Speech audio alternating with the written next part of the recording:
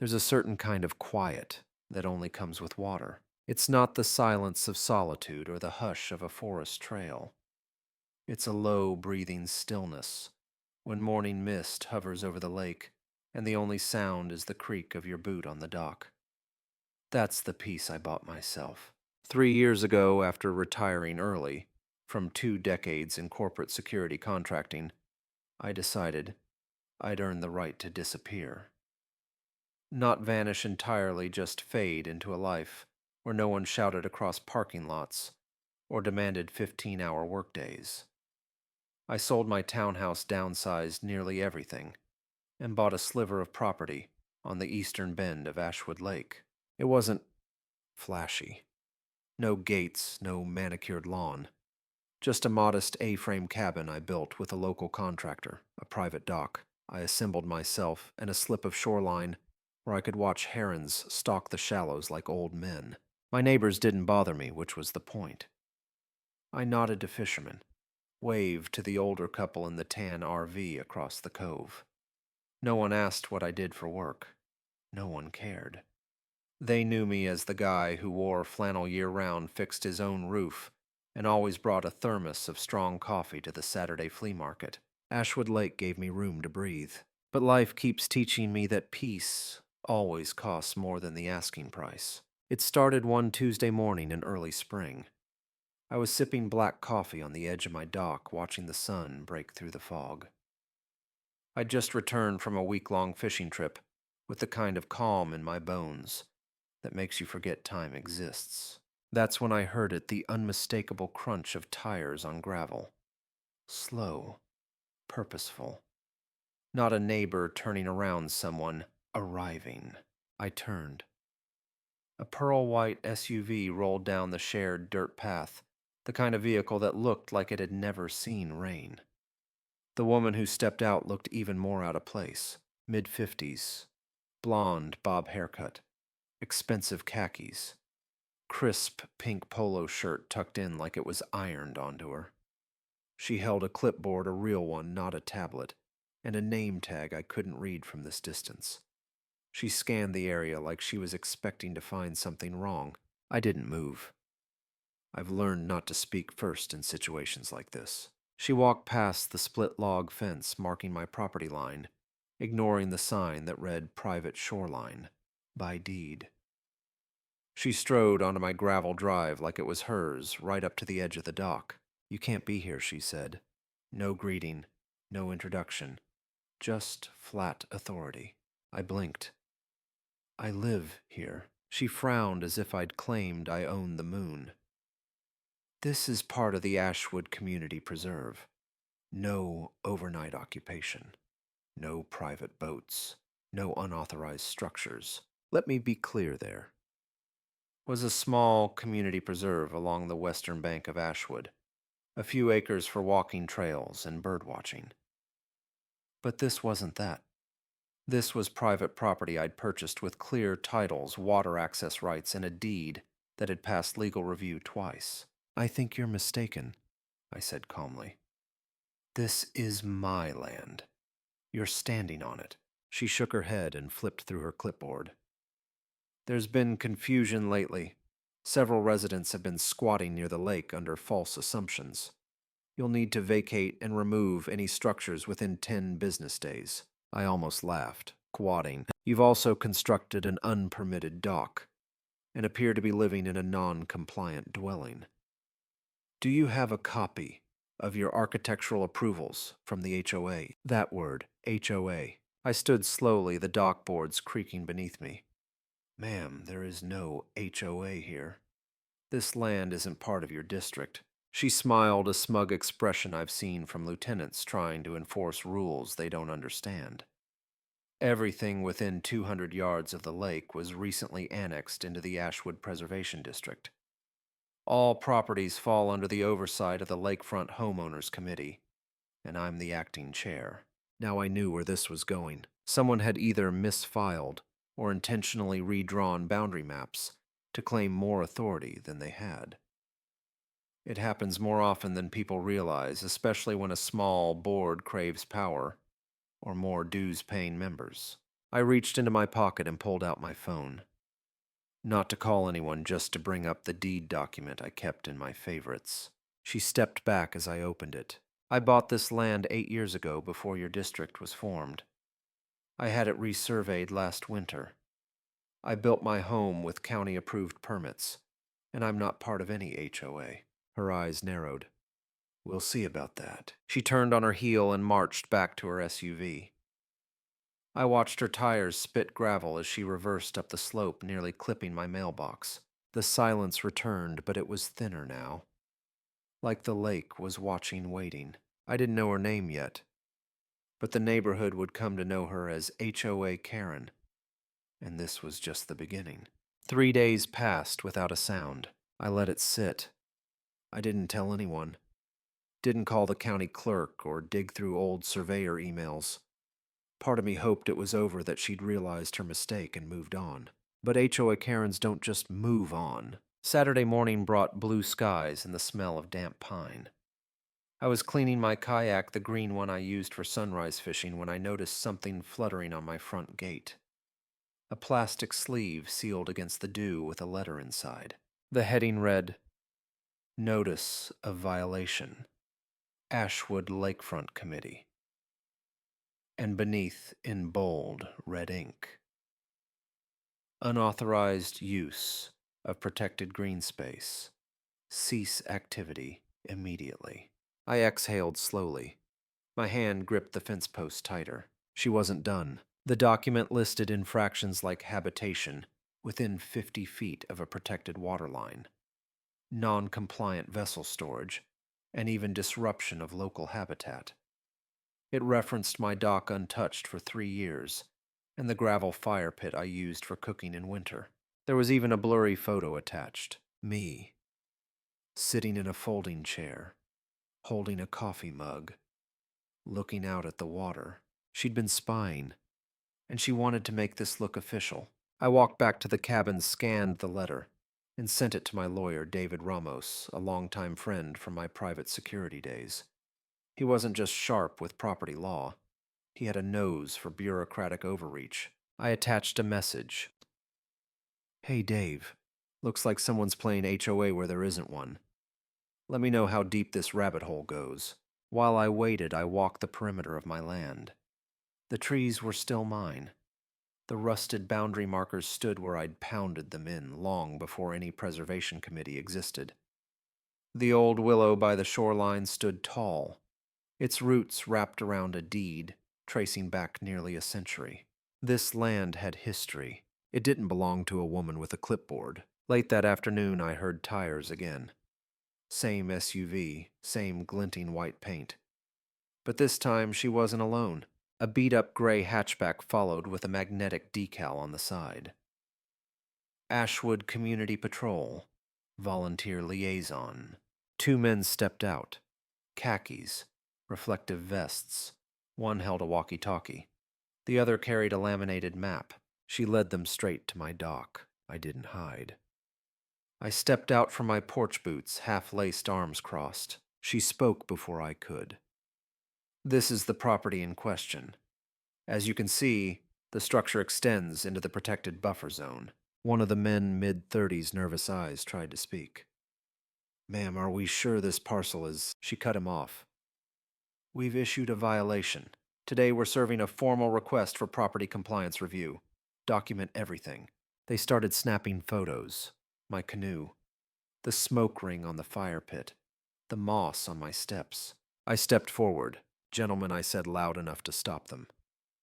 Do you have a warrant or any authority from the county assessor? The one with the walkie-talkie hesitated.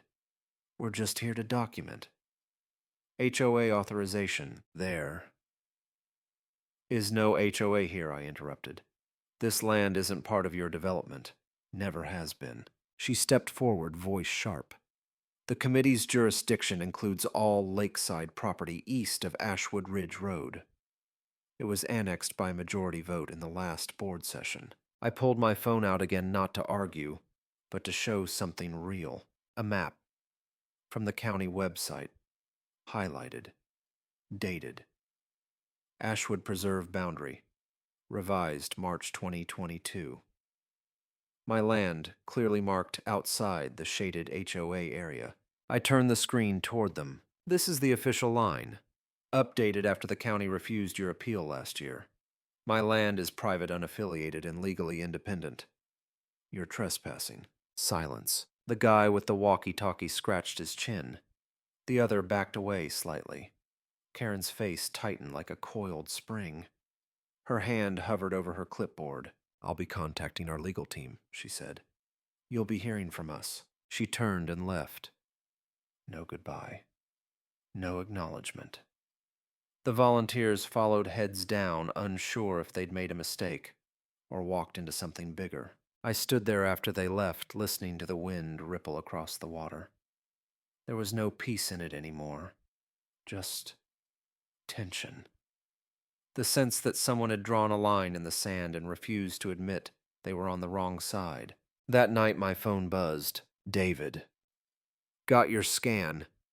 That committee has no legal right over your land, but if they escalate, you'll need more than paper. You still have that City Hall connection. I did, and it was time to make a call. 2 days since Karen and her clipboard army left, and I spent that Sunday tending my land not in resistance, but to remind myself it was still mine. I raked the gravel path to the dock, trimmed the reeds by the shore, replaced the old sign at the trail entrance. Private property. Trespassers will be reported. That last part wasn't for show. I meant it. Monday morning brought heavy fog, the kind that clings to your sleeves and dulls every sound. I was pouring my second cup of coffee when I heard it again, the crunch of tires on gravel. Same SUV, same pink polo, same unshakable entitlement. But this time, a white pickup followed marked with the county's code enforcement logo. A young man, late 20s, nervous, holding a tablet, stepped out. He had the look of someone who believed in procedure. Karen strutted forward like she was leading a parade. Clipboard in one hand, violation notice in the other. I stepped onto my porch and leaned against the railing. Back so soon, I said, voice steady. This is your official final warning, she announced. You're in repeated violation of HOA regulations concerning unauthorized shoreline use construction without permit and unregistered occupation of community land. I raised an eyebrow. Final warning from whom? You or people with no jurisdiction here. The code enforcement officer stepped in, visibly uncomfortable. Mr. Reynolds, I'm Lucas. I'm here to investigate a potential zoning violation. Not on behalf of the HOA, just the county. Karen turned to him sharply. We discussed this. You're here because this property falls under dual review. He nodded, unsure. I'm just here to document. That's all. I took a breath and motioned him over. Lucas, let me show you something. He followed me to the shed. I unlocked it and pulled out a thick binder, every permit, blueprint, and title deed in chronological order. I flipped to the original zoning document, the recent parcel boundary update, and the 2022 HOA exclusion clause, signed by the district commissioner. Lucas read each page in silence. He scanned the QR codes to confirm them against his tablet's database. When he reached the map showing my land outside, the HOA's authority, his eyes widened slightly. I didn't know this was on file. It is, I said. And if anyone had done 5 minutes of research before marching out here, we could have avoided this. He looked at Karen, who was pacing like a warden, who'd just realized the prisoner knew the rule book. I'll need to follow up with the planning office, he said quietly. She stormed over. This man is clearly non-compliant. He has a structure. Lucas held up a hand. Ma'am, if the documentation checks out, this property doesn't fall under HOA oversight. Your complaint's outside our scope. Karen's mouth opened, then closed. She was calculating, always calculating. You'll be hearing from our attorney, she muttered. I look forward to it, I said, just as calm. Mine's already watching. She glared at me, then marched back to her SUV, slamming the door harder than necessary. Lucas stayed behind. Sir, I apologize. This is a miscommunication. No, I said it's an attempted land grab. He looked sheepish. Off the record, you're not the first. That got my attention. There's been a lot of these Karen-style overreaches. He nodded. 3 other homeowners filed complaints last quarter. Mostly newer residents bullied into signing into the HOA by mistake. But yours is the only case with a historical deed and donation record. I think they hoped you'd cave. They underestimated the wrong man. That evening I called David again. They're weaponizing county code enforcement now, I told him. He paused. Time to raise the stakes. Remember who signed the county lake preservation grant 8 years ago? I smiled. Mayor Kinley, Yeppy said. Call him. Remind him who funded that shoreline restoration.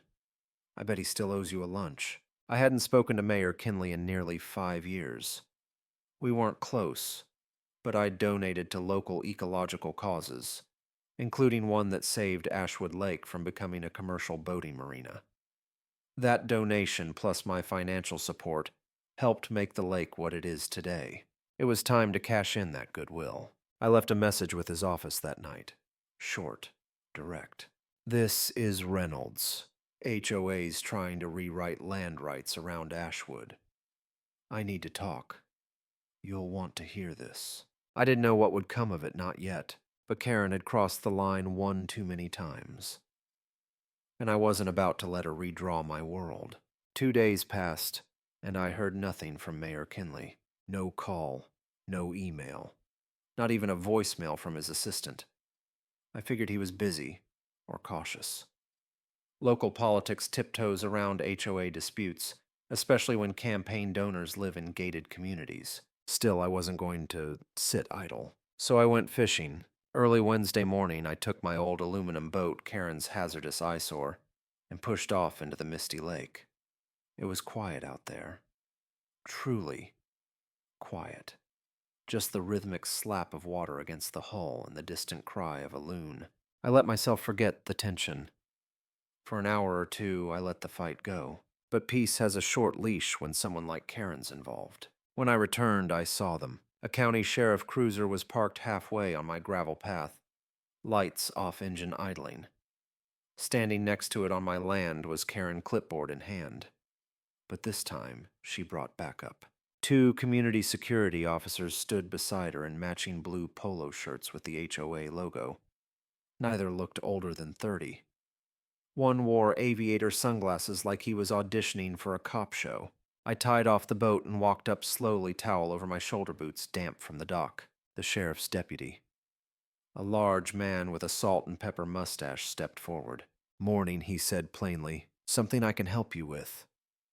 Officer, he nodded toward Karen. This lady filed a formal complaint. Says you're trespassing on HOA-managed land. Claims you've ignored multiple violation notices. Karen, smug as ever, crossed her arms. She's mistaken, I said. Again. He raised an eyebrow. Got proof. I didn't hesitate. I pulled the laminated deed and county exclusion order from my tackle bag. Yes, I carried it now. He read it slowly, carefully. Karen tried to peek over his shoulder, but he angled away, already sensing she was trouble. After a minute, he handed it back. Looks legit. Karen bristled. He's manipulating old paperwork. This area was annexed. He held up a hand. Ma'am, I've seen a lot of deeds. That one's clean.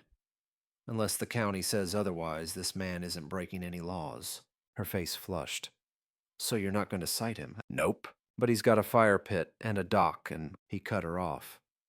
All on his own land. That's legal. The 2 HOA security guys shifted uncomfortably. One muttered something, and Karen spun toward them like a cornered cat. I looked at the deputy. Sorry they dragged you out here. He shrugged. Happens more than you'd think. HOAs get high on their own power sometimes. I let them vent until they realize they don't run the county. I laughed a dry laugh at the absurdity of it all. Karen wasn't laughing. She stomped back to her SUV, yanking the clipboard like it could shield her from the truth. The deputy gave me a nod and turned to leave. As they pulled away, the blue polos trailing like rejected mall cops, I noticed something new. My mailbox, bent at an angle. Post cracked near the base. Probably hit when they parked. Probably not the first time.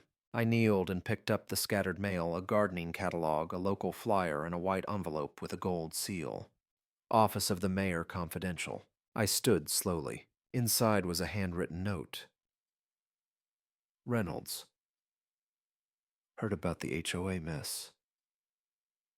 I'll be in town Friday. Let's talk. Kinley. No call, no text, just that. But it was enough. Enough to know the wheels were turning. That I wasn't fighting alone anymore. And that Karen, for all her fake warnings and hollow threats, had pushed the wrong person too far. I spent that Wednesday cleaning up the mess, physical and emotional. My mailbox needed replanting. The fire pit was kicked out of alignment by one of Karen's security goons, and the piece of my lakeside retreat felt fractured like a mirror with a fine crack. You can still see the reflection, but it's not the same. That evening I poured a whiskey and pulled down the old blue filing crate from my shelf. Inside were years of documents, property records, permits, environmental impact forms, donation receipts, surveys. Everything tied to this land and my name.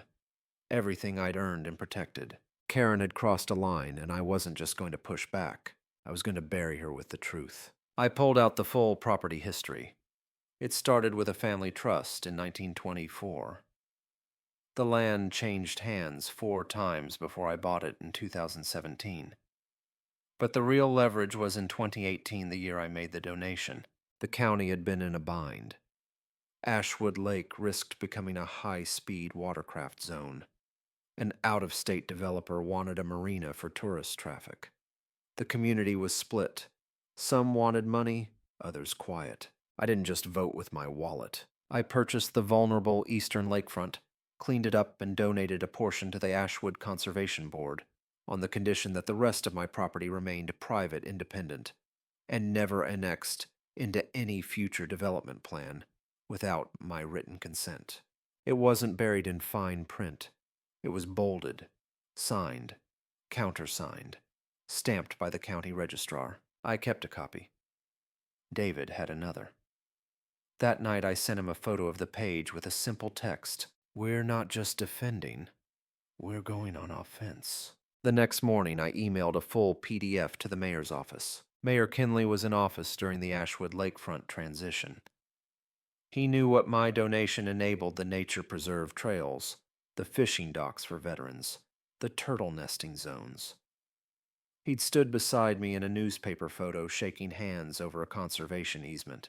Karen had no idea who she was up against, and yet she kept doubling down. That afternoon I heard footsteps not from the driveway, but from the path behind my shed. She was on my property again. No car, no security boys.